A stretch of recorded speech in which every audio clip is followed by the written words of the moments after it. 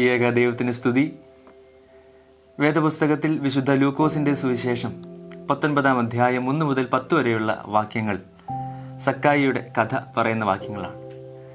ഈ വാക്യങ്ങളിൽ അപ്രതീക്ഷിതമായ തിരിച്ചുവരവുകളും അപ്രതീക്ഷിതമായ വ്യതിയാനങ്ങളുമൊക്കെയും സംഭവിക്കുന്നുണ്ട്. സക്കായി യേശുവിനെ കാണുന്നതിന് വേണ്ടി നടത്തുന്ന പരിശ്രമങ്ങളും അതിനായി അയാൾ കണ്ടെത്തുന്ന വേറിട്ട വഴിയും യേശു തൻ്റെ യാത്രയിൽ മുൻകൂട്ടി നിശ്ചയിച്ചിട്ടില്ലാത്ത ഒരു വ്യതിയാനം അതിന് അനുവാദം നൽകുന്നതുമൊക്കെയും ഇതിനെ സാധൂകരിക്കുന്ന ഇത്തരത്തിൽ ഈ വേദഭാഗം നാം ധ്യാനിക്കുമ്പോൾ സക്കായിയുടെ ജീവിതം നമ്മളെ വെല്ലുവിളിക്കുന്ന ചില കാര്യങ്ങളുണ്ട്. അതിനെക്കുറിച്ച് ഒരു ചെറിയ ധ്യാനം നടത്തുന്നതിന് ആഗ്രഹിക്കുകയാണ്. ഈ സംഭവം നടക്കുന്ന പശ്ചാത്തലം, ആ സാമൂഹിക പശ്ചാത്തലം എന്ന് പറയുന്നത് അവരുടെ ചിന്തകൾ, വിശേഷിച്ച് മുൻവിധിയോടുകൂടിയുള്ള ആളുകളെ സമീപിക്കുന്നതൊക്കെയും ആ സമൂഹത്തിൻ്റെ ആകമാനമായുള്ള വളർച്ചയ്ക്ക് വിലങ്ങുതടിയായി നിൽക്കുന്ന സമയമാണ്. അതുകൊണ്ട് തന്നെ ആ സമൂഹത്തിൻ്റെ സമൂലമായ ഒരു മാറ്റം കർത്താവ് നിശ്ചയമായും മനസ്സിൽ കണ്ടു എന്നുള്ളത് നമുക്ക് മനസ്സിലാക്കാവുന്നതാണ്. സക്കായി എന്ന ഒരു വ്യക്തിയോട് കർത്താവ് ഇടപെടുമ്പോൾ ആ സമൂഹത്തിനോട് മുഴുവനായിട്ടാണ് കർത്താവ് ഇടപെടുന്നത് എന്ന് നാം മനസ്സിലാക്കണം. അതുകൊണ്ട് തന്നെ ഈ വേദഭാഗം വിരൽ ചൂണ്ടുന്നത് സമൂഹത്തിൻ്റെയും അതുപോലെ തന്നെ വ്യക്തിയുടെയും ആളത്വത്തിലും അതുപോലെ തന്നെ സാമൂഹികമായുള്ള മാറ്റത്തെ പ്രതിയാണ്. ഈ മാറ്റത്തിന് വേണ്ടിയാണ് കർത്താവ് സക്കായിയോട് ഇടപെടുന്നത് എന്ന് നമുക്ക് മനസ്സിലാക്കാം. മാറ്റം എന്ന് പറയുമ്പോൾ അത് ജീവിതത്തിൻ്റെ ഒരു ക്രമീകരണമാണ്, ഒരു പുനഃക്രമീകരണമാണ്. മലങ്കര മാർത്തോമാ സുറിയാനി സഭ ഫെബ്രുവരി മാസം അവസാനത്തെ ഞായറാഴ്ച ഇതേ വിഷയമാണ് ചിന്തിക്കുന്നത്. ദൈവരാജ്യത്തിനായി, ആ ദൈവരാജ്യത്തിലേക്കുള്ള പ്രവേശനത്തിനായി ജീവിതം എങ്ങനെയാണ് പുനഃക്രമീകരിക്കേണ്ടത് എന്ന് സഭ നമ്മളോട് ചിന്തിക്കുന്നതിനായി ആവശ്യപ്പെടുകയാണ്.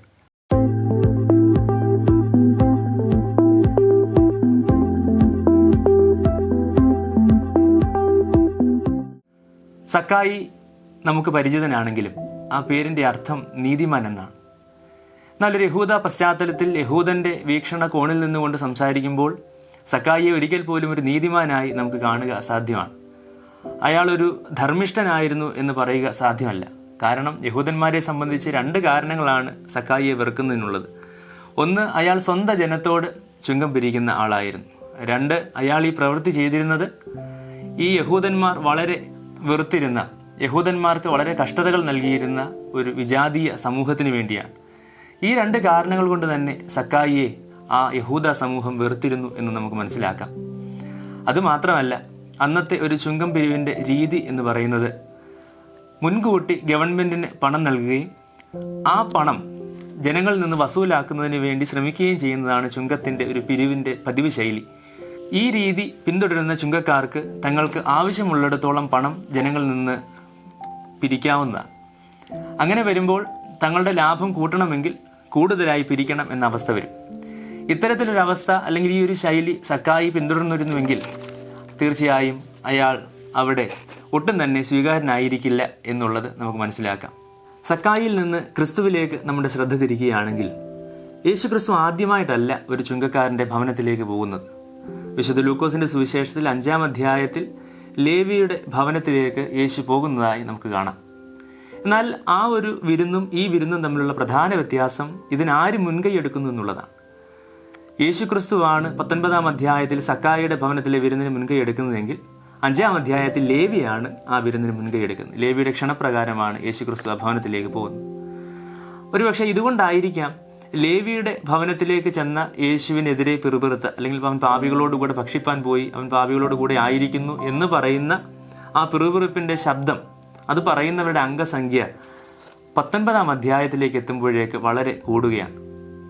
5-ാം അധ്യായത്തിൽ പറയുകയാണ്, പരീശന്മാരും അവരോട് കൂടെയുള്ള ശാസ്ത്രിമാരും അവനെതിരെ പിറുപിറുത്തു. എന്നാൽ 19-ാം അധ്യായത്തിൽ വരുമ്പോൾ സക്കായിയുടെ ഭവനത്തിലേക്ക് യേശു പോകുമ്പോൾ കണ്ടവരെല്ലാം ഇവൻ പാപിയോടുകൂടെ പാർപ്പാൻ പോയി എന്ന് പറഞ്ഞ് പിറുപിറുത്തു എന്ന് അവിടെ നമ്മൾ വായിക്കുന്നു. എന്തു തന്നെയായാലും യേശു യെരിഹോവിലെത്തിയ ആ ദിവസം സക്കായിയുടെ ജീവിതത്തിൽ വളരെ പ്രധാനപ്പെട്ട ഒരു ദിവസമാണ്. സക്കായിയുടെ ജീവിതത്തിൽ അനേക മാറ്റങ്ങൾ കൊണ്ടുവന്ന ഒരു സുദിനമാണ് യേശു യെരിഹോവിലേക്ക് എത്തിയ ആ ദിവസം. ഈ ദിവസം എന്താണ് സക്കായിയുടെ ജീവിതത്തിൽ ഉണ്ടാക്കിയ വ്യത്യാസങ്ങൾ? ആ വ്യത്യാസങ്ങളുടെ ഒരു യാത്ര, അതാണ് ഈ ധ്യാനത്തിലൂടെ ഉദ്ദേശിക്കുന്നത്.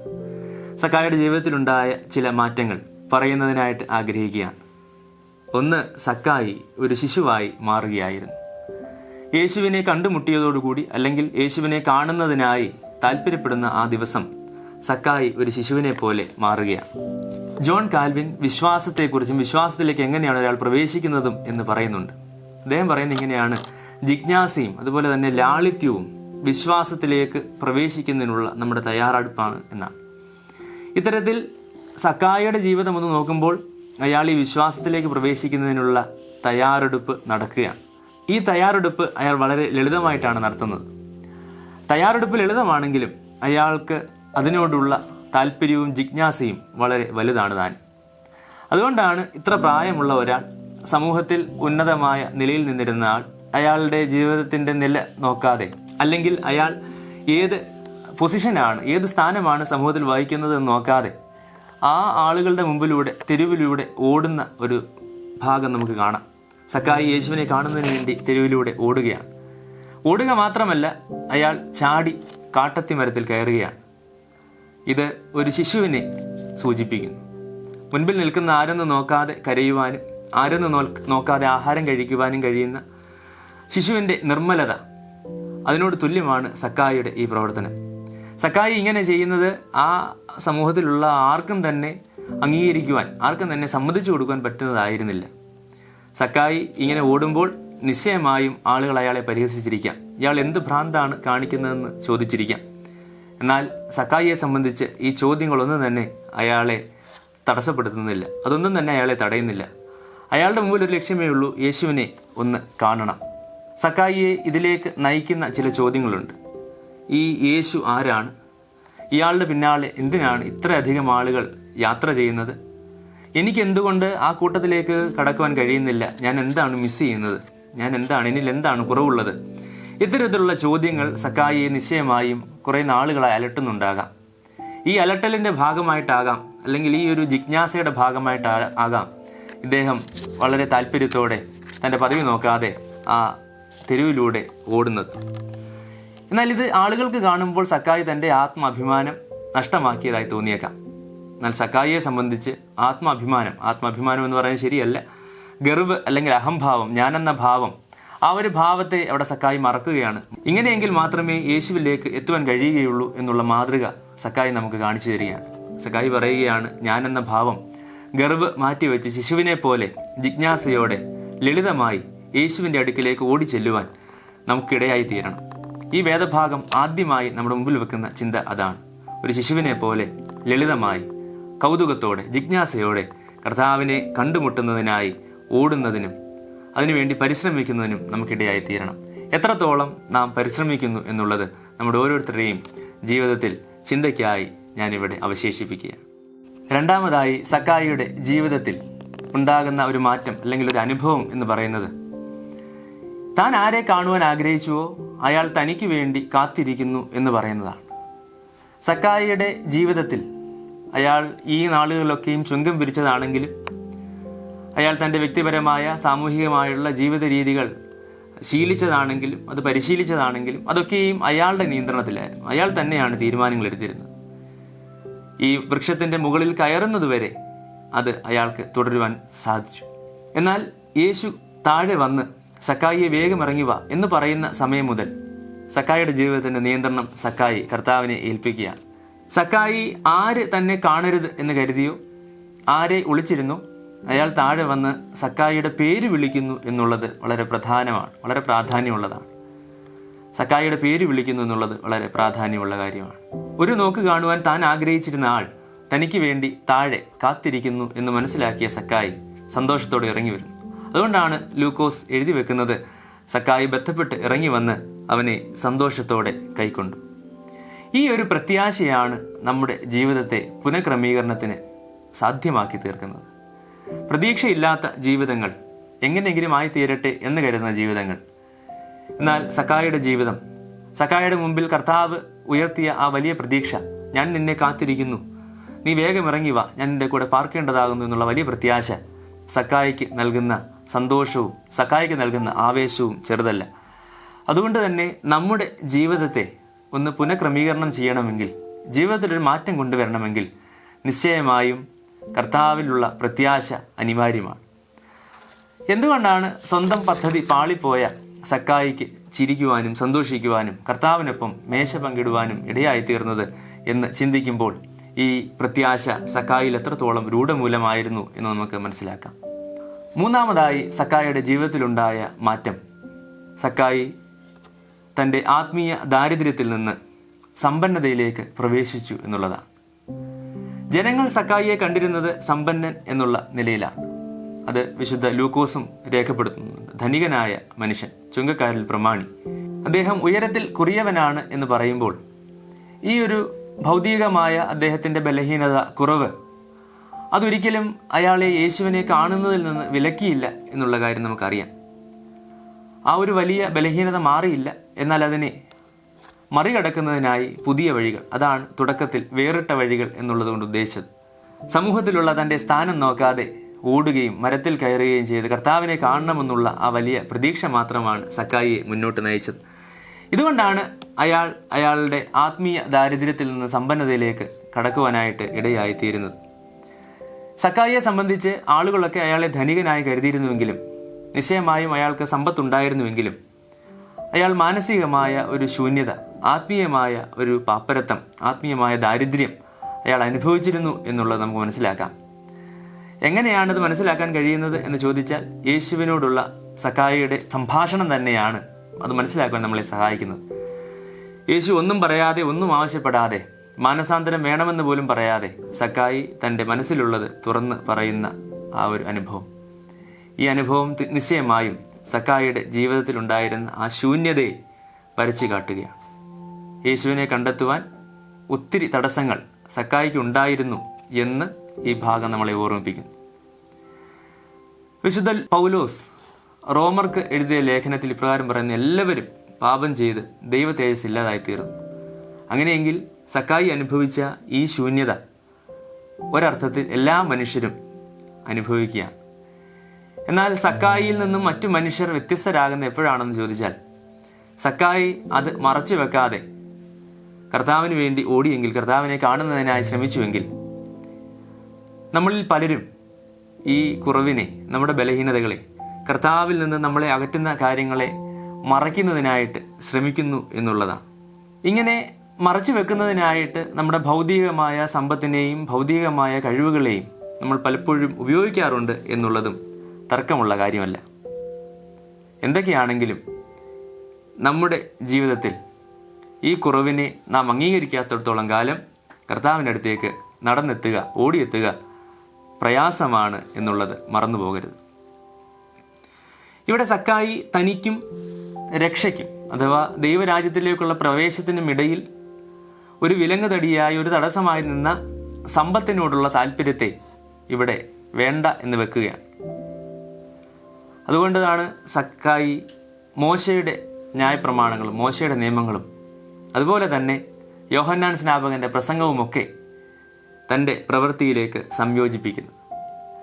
മോശയുടെ ന്യായപ്രമാണം പറയുന്നത് പോലെ എന്തെങ്കിലും മോഷ്ടിച്ചാൽ, എന്തെങ്കിലും മറ്റുള്ളൊരാളുടേത് കവർന്നാൽ അത് തിരികെ നൽകുകയോ അല്ലെങ്കിൽ അതിന് തുല്യമായ പ്രായശ്ചിത്തം ചെയ്യുകയോ ചെയ്യണം. അത് നിയമം പറയുന്നുണ്ട്. എന്നാൽ യോഹന്നാൻ സ്നാപകൻ പറയുകയാണ്, നിങ്ങൾക്ക് 2 വസ്ത്രമുള്ളവൻ 1 ഇല്ലാത്തവന് കൊടുക്കട്ടെ. യഥാർത്ഥത്തിൽ ഈ ഒരു രീതിയാണ്, ഈ ഒരു ശൈലിയാണ് സക്കായി പിന്തുടരുന്നത്. തനിക്കുണ്ടായിരുന്ന സമ്പത്തിൻ്റെ പകുതി എന്ന് പറയുമ്പോൾ യോഹന്നാൻ സ്നാപകൻ പറഞ്ഞ അതേ വാക്കുകളാണ് സക്കായി ഇവിടെ പ്രാവർത്തികമാക്കുന്നത്. തനിക്കുള്ളതിൻ്റെ പകുതി അയാൾ മറ്റുള്ളവർക്ക്, ദരിദ്രർക്ക്, പാവപ്പെട്ടവർക്കായിട്ട് നൽകുകയാണ്. അതുകൊണ്ടാണ് തുടക്കത്തിൽ പറഞ്ഞത്, ഈ കഥയിൽ നിരവധിയായ തിരിച്ചുവരവുകളും ട്വിസ്റ്റുകളുമൊക്കെ ഉണ്ട് എന്ന് പറയാനായിട്ട് ശ്രമിച്ചത്. കാരണം ഈ അധ്യായത്തിന് മുമ്പ് പലപ്പോഴായി കർത്താവ് ധനികരുമായി ഇടപെട്ടിട്ടുണ്ട്.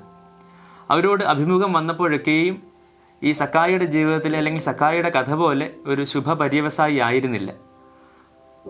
തൊട്ടു മുമ്പത്തെ അധ്യായത്തിൽ ധനികൻ, പ്രമാണി തമ്പുരാനെ വന്ന് കാണുമ്പോൾ, നിത്യജീവന് വേണ്ടി അയാൾ ആഗ്രഹിക്കുമ്പോൾ അയാളുടെ ധനം മുഴുവനായി വിൽക്കുന്നതിന് കർത്താവ് ആവശ്യപ്പെടുകയാണ്. അയാൾ വളരെ ധനികനായതുകൊണ്ട് സങ്കടത്തോടെ മടങ്ങിപ്പോകുന്നു എന്ന് പറയുന്നു. അതിനു മുമ്പ് പരീശനും ചുങ്കക്കാരനും ഒക്കെ പ്രാർത്ഥനയ്ക്കായി പോകുന്ന ഉപമ കർത്താവ് പറയുന്നുണ്ട്. അവിടെയും സ്ഥിതി വ്യത്യസ്തമല്ല. മുൻപത്തെ അധ്യായങ്ങളിൽ ധനികനായ മനുഷ്യൻ്റെയും ലാസറിൻ്റെയും കഥ പറയുമ്പോൾ അവിടെയും ധനികൻ കർത്താവിൻ്റെ ആഗ്രഹത്തിനൊത്ത് ഉയരുന്നില്ല. ഇതുകൊണ്ടൊക്കെ കർത്താവ് പറയുകയാണ്, ഒട്ടകം സൂചിക്കുഴയിൽ കടക്കുന്നതിനേക്കാൾ പാടാണ് ധനികൻ സ്വർഗരാജ്യത്തിലേക്ക് പ്രവേശിക്കുന്നതെന്ന് കർത്താവ് പറയുന്നു. എന്നാൽ അതിന് ഒരു അപവാദമാണ് സക്കായിയുടെ കഥ. സക്കായി പറയുകയാണ്, എനിക്കുള്ളത് പകുതി ഞാൻ ദരിദ്രർക്ക് കൊടുക്കും. വല്ലതും ചതിവായി ഞാൻ വാങ്ങിയിട്ടുണ്ടെങ്കിൽ അതിൻ്റെ 4 മടങ്ങ് ഞാൻ മടക്കി കൊടുക്കും. ഇപ്പോൾ നാം കണ്ട 18-ാം അധ്യായത്തിലെ പിന്മാറ്റക്കാരനായ പ്രമാണിയെയും 16-ാം അധ്യായത്തിലെ ധനികനെയും അവരൊക്കെ പരാജയപ്പെട്ടെടുത്ത് സക്കായി വിജയിക്കുന്നത് എന്തുകൊണ്ടാണ്? സക്കായി വിജയിക്കുന്നത് തൻ്റെ ആത്മീയ ദാരിദ്ര്യത്തെക്കുറിച്ച് സക്കായി ബോധ്യമുള്ളവനാകുന്നതുകൊണ്ടാണ്. അത് അംഗീകരിക്കുന്നതുകൊണ്ടാണ്. അത് സമ്മതിച്ചു കൊടുക്കുന്നതുകൊണ്ടാണ്. പ്രിയപ്പെട്ടവരെ, ദൈവവചന ധ്യാനം നടത്തുന്ന ഈ സമയത്ത് നമ്മുടെ ജീവിതത്തിൻ്റെ കുറവുകളെയും നമ്മുടെ ജീവിതത്തിൻ്റെ ആത്മീയ ദാരിദ്ര്യത്തെയും അംഗീകരിക്കുകയും സമ്മതിക്കുകയും ചെയ്യുമ്പോൾ മാത്രമേ ജീവിതം പുനഃക്രമീകരണം ചെയ്യേണ്ടതാണ് എന്നുള്ള ബോധ്യം നമുക്കുണ്ടാവുകയുള്ളൂ. ഈ ബോധ്യം ഉണ്ടാകുന്നിടത്ത് മാത്രമേ ദൈവരാജ്യത്തിൻ്റെ അനുഭവത്തിലേക്ക് നമുക്ക് പ്രവേശിക്കുവാനായിട്ട് കഴിയുകയുള്ളൂ. വചനധ്യാനം അവസാനിപ്പിക്കുകയാണ്. 3 ചെറു ചിന്തകൾ നിങ്ങളോട് പങ്കുവെക്കുന്നതിന് ആഗ്രഹിച്ചതാണ്. ഒന്നാമതായി, സക്കായിയുടെ ജീവിതത്തിൽ ആ ദിവസം കർത്താവിനെ കണ്ടുമുട്ടിയ ദിവസമുണ്ടായ മാറ്റം. സക്കായി കർത്താവിനെ കണ്ടതുവഴി തൻ്റെ സ്ഥാനം നോക്കാതെ, പദവി നോക്കാതെ, ശിശുവിനെ പോലെ, അതുകൊണ്ടാണല്ലോ കർത്താവ് പറയുന്നത്, നിങ്ങൾ തിരിഞ്ഞ് ശിശുക്കളെ പോലെ ആയാൽ മാത്രമേ സ്വർഗരാജ്യത്തിലേക്ക് നിങ്ങൾക്ക് പ്രവേശനം ഉണ്ടാകുകയുള്ളൂ. ഇത് മനസ്സിലാക്കിയ സക്കായി ശിശുവിനെ പോലെ തൻ്റെ അഹംഭാവത്തെയും ഗർവത്തെയും ഒക്കെ മാറ്റിവെച്ച് ലളിതമായി ജിജ്ഞാസയോടുകൂടി കർത്താവിൻ്റെ അടുത്തേക്ക് ചെല്ലുകയാണ്. ഈ ലാളിത്യവും ഈ ജിജ്ഞാസയും നമുക്കിന്ന് ഉണ്ടോ? നമ്മിൽ നിന്ന് അത് ദൂരെ പോയോ? ധ്യാനിക്കുന്നതിനും ഓർക്കുന്നതിനും ഇടയായി തീരണം. രണ്ടാമതായി പറഞ്ഞ ചിന്ത, സക്കായി അന്വേഷിച്ച ആൾ സക്കായിയെ അന്വേഷിച്ച് വരുന്നു. ഇതൊരു വലിയ പ്രത്യാശയാണ്. കർത്താവ് എന്നെ അന്വേഷിക്കുന്നു എന്നുള്ള പ്രത്യാശ എനിക്കും നിങ്ങൾക്കുമുണ്ടോ? അത് നമ്മൾ ചിന്തിക്കണം. മൂന്നാമതായി, എൻ്റെ ആത്മീയ ദാരിദ്ര്യത്തെ ഞാൻ അംഗീകരിക്കുന്നുണ്ടോ? ഞാൻ സമ്മതിക്കുന്നുണ്ടോ?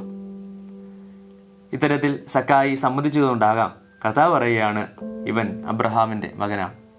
മറ്റൊരു തരത്തിൽ പറഞ്ഞാൽ ഇവൻ വിശ്വാസിയാണ്. കാരണം അബ്രഹാം വിശ്വാസികളുടെ പിതാവാണല്ലോ. ഇവൻ വിശ്വാസിയാണ്.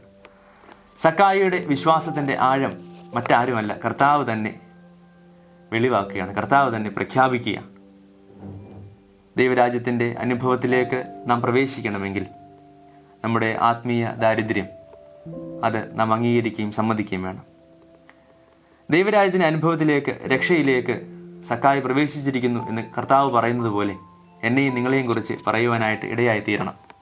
അപ്പോഴാണ് നമ്മുടെ ജീവിതങ്ങൾ അർത്ഥപൂർണമാകുന്നത്. സക്കായിയുടെ ആ ദിവസവും തുടങ്ങിയത് വളരെ സാധാരണമായിട്ടാണ്. എന്നാൽ ആ ദിവസം അവസാനിച്ചത് വളരെ അസാധാരണമായ തരത്തിൽ മനുഷ്യപുത്രനോടുള്ള കൂട്ടായ്മയിലാണ്. സ്വപ്നത്തിൽ പോലും സക്കായി ഈ കൂട്ടായ്മ വിചാരിച്ചിരുന്നില്ല, ആഗ്രഹിച്ചിരുന്നിരിക്കാം, പക്ഷേ അയാൾ കരുതിയിരുന്നില്ല. അത്തരത്തിൽ സ്വപ്നതുല്യമായ ഒരു കൂട്ടായ്മയിലേക്ക് നാം പ്രവേശിക്കണം. ക്രിസ്തു ഇപ്പോഴും നഷ്ടമായവരെ അന്വേഷിക്കുകയാണ്. ഇപ്പോഴും നഷ്ടമായവർ രക്ഷയിലേക്ക് വരുന്നതിന് താല്പര്യത്തോടെ കാത്തു നിൽക്കുകയാണ്. ഒരു ചോദ്യം അവശേഷിക്കുന്നു, അവൻ നമ്മളെ കണ്ടെത്തിയോ? ആമേൻ.